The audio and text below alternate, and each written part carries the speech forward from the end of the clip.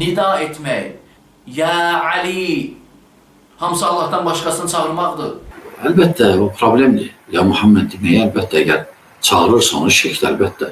Allah Muhammed ya Əli demək olmaz. İşə başlarında şirkdir. Allahla yanaşı heç kəs çağırmaq olmaz. Sənin buradan oturub deməyin ki, ya Hüseyin, ya Həsən, artıq bu sən Hüseynə Allaha aid olan sifətləri verir. Çünki Həzrət Əli əleyhissalam təvəssül etmək olar. Yox. Demək ki, ya Hüseyin şirkdir. İnsan ya Hüseyin, ya Ali, ya filan kəs deyənlər, yəni bu işə son qoysunlar. Yaxşı, əgər ya Əli, ya Hüseyin, ya Zəhra, ya Rasulallah desəm, Allaha şərik qoşmuş oluram. Allaha şərik qoşmaq nədir? Şərik qoşmağın tərifi nədir? Şirk o deməkdir ki, Allahla yanaşı başqa bir tanrı qərar verəsən. Necə ki, Allah Teala kəramətli kitabında buyurur. Allahla yanaşı başqa tanrı qərar verməyin. Məyər şiyələr deyirlər ki, Muhammed, Əli, Zəhra və digər imamlar tanrılardır? Əlbəttə ki, xeyr. Məyər şiyələr Allaha deyil, onlara ibadət edirlər? Əlbəttə ki, yox. Biz 12 imam şiyələri etiqad edirik ki, həqiqətən də Allah Teala təkdir və şəriki yoxdur. O ki qaldı ya Muhammed, ya Əli, ya Zəhra deməyə, bütün bunlar ibadət deyil. Sadəcə bir nida və kömək istəməkdir. Hansı ki, bu sözlərlə dua edərkən Allah yanında şəfaət və vasitəçilik istənilir. Necə ki, ey Allahın Peyğəmbəri, Allah yanında mənə şəfaətçi ol, deyirəm. Məyər bu, Allaha şərik qoşmaq hesab edilir, yoxsa təvəssül hesab edilir? Çünki Allah Teala öz kitabında belə buyurur. Səbr və namazdan kömək diləyin. Məyər Allah səbr və namazdan kömək istəyin deyə buyurduqda bizə şərik qoşmağı öyrədir. Həmçinin Allah Teala buyurur, ey iman gətirənlər, Allahdan qorxun, ona tərəf vasitə axtarın. Vasitə duaya da şamildir, salih əmələ də, övliyaları təvəssül etməyə də. Biz yer üzündəki ən pak yaradılmışları Allah Teala'ya vasitəçi qərar veririk. Necə ki, kör bir səhabə Peyğəmbərə təvəssül etmişdir. Əhməd bin Həmbəlin Əl-Müsnəd kitabı Şüeyb Əl-Arnavutun təhqiqatı ilə 28-ci cild, səhifə 478. Hədisin isnadı səhihdir və raviləri etibarlıdır. Deyir. Osman bin Hüneyf deyir. Gözü görməyən bir nəfər Peyğəmbərin sallallahu aleyhi və aleyh yanına gəlib dedi. Allaha dua et ki, mənə şəfa versin. Peyğəmbər buyurdu. İstəyirsən sənin üçün dua edim, istəyirsənsə də bunu sənin üçün təxirə salım. Çünki bu daha xeyirlidir. Həmin şəxs dedi. Ona dua et. Peyğəmbər də ona əmr etdi ki, dəstəmaz alsın, bunu gözəl bir tərzdə etsin. Deməli, bu kör insana dəstəmaz almaq əmr edir. Bunu gözəl bir tərzdə etsin, 2 rükət namaz qılsın və bu duanı etsin. Allahım, həqiqətən də mən rəhmət Peyğəmbərin Muhammed vasitəsilə sənə üst tutur və səndən istəyirəm. Ya Muhammed.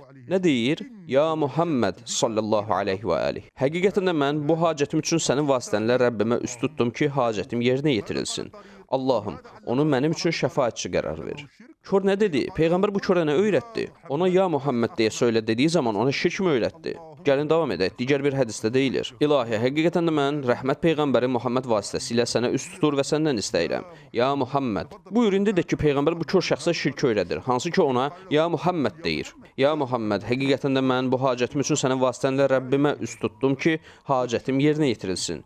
Onu bu işim üçün şəfaətçi qərar ver və şəfaətini mənim barəmdə keçərli et. Deyir, o bu sözləri dəfələrlə təkrar etdi. Həmçinin deyir, həmin şəxs də bunu etdi və sağaldı. Yəni bu xəstəlikdən sağaldı. Hədisdəki əvvəlkini təkrarladı. Məyər Allah Rəsulu bu şəxsə Allaha şərik qoşmağı öyrətdi? Bu necə olur ki, sən bəzi hədisləri götürür, Allaha cisimləşdirir və kimi gəldi təkfir edirsən? Sənin üçün digər bir mənbə. Silsilətu İhya Ulumuddin. Ya Muhammed. Əl-Qavlul Fəslul Musaddad fi sihhəti hədis. Ya Muhammed. Sallallahu aleyhi və aleyh.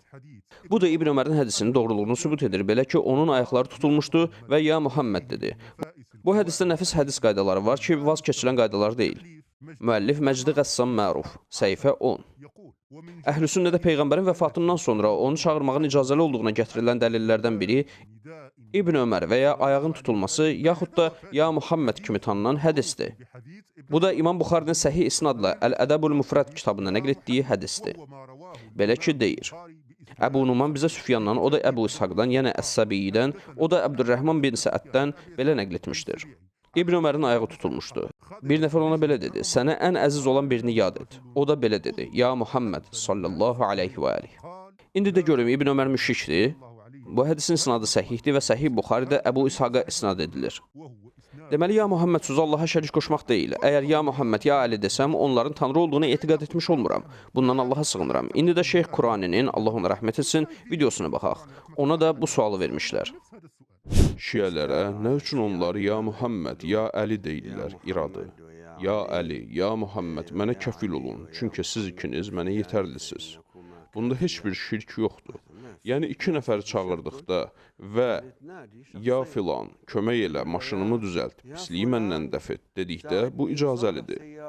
Vəhabilər isə deyirlər ki, diri üçün icazəlidir, ölü üçün isə ibadətdir.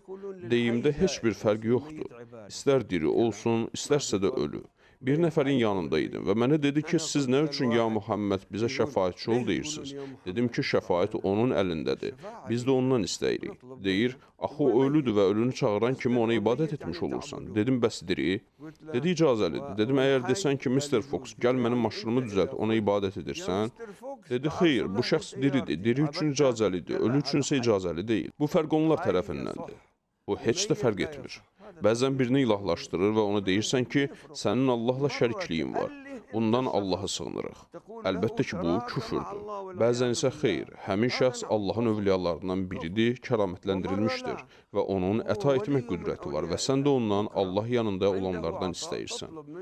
Buna heç bir maneə yoxdur.